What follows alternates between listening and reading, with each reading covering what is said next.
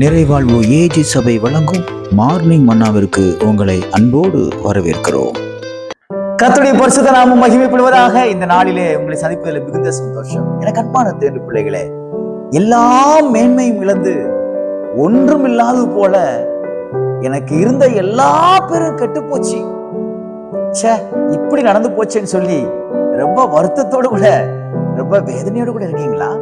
கர்த்தர் இன்றைக்கு உங்களோடு பேசுகிறார். உபாகமத்தின் புஸ்தகம் 28ஆம் அதிகாரம் அந்த 1வது வசனத்துடைய கடைசி பகுதி இப்படியாக சொல்லப்படுகிறது.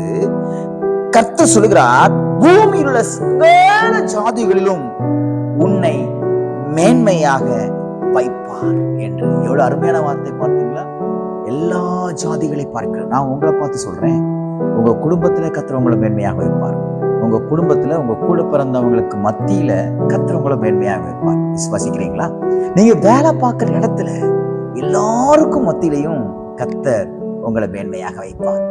எந்த இடத்துல தரக்குறைவாக நடத்தப்பட்டீங்களோ, உங்க மேன்மையை இழந்தீர்களோ, எந்த இடத்துல இது எல்லாம் ஏன் நடக்குதுன்னு எனக்கு தெரியலன்னு சொல்லி பெரிய குழப்பத்தோடு கூட இருந்தீங்களோ, அந்த இடத்துல தேவன் உங்களை மேன்மையாக வைப்பார்.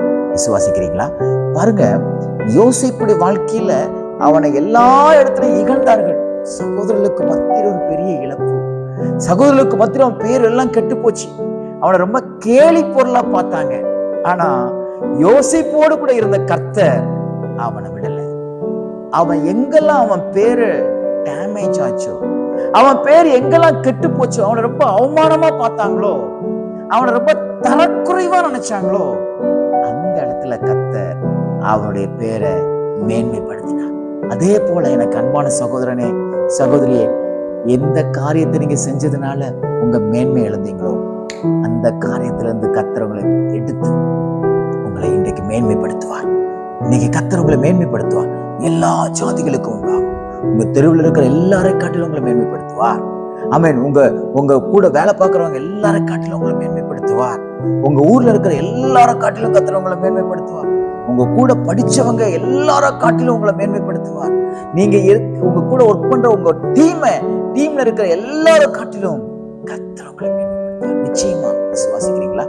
ஆண்டவர் சொன்னார்னா அதை நிச்சயமாய் செய்வார். ஆனா இந்த வார்த்தையை செய்வதற்கு ஒரு கண்டிஷன் இருக்கிறது. அவருடைய கட்டளைகளின்படி நீங்க நடக்கணும். வேதத்தில் சொல்லப்பட்டிருக்கிற கட்டளைகளை மதித்து அவைகளை நீங்கள் பின்பற்றும் பொழுது பரலோகத்தில் இருக்கிற தேவன் எல்லா ஜாதிகளை பார்க்கிறோம், எல்லா ஜாதிகளுக்கும் முன்பாகும் உங்கள் கர்த்தரை மேன்மை வைப்பார், மேன்மையாக வைப்பார். விசுவாசிங்க, எதிர்பாருங்கள்.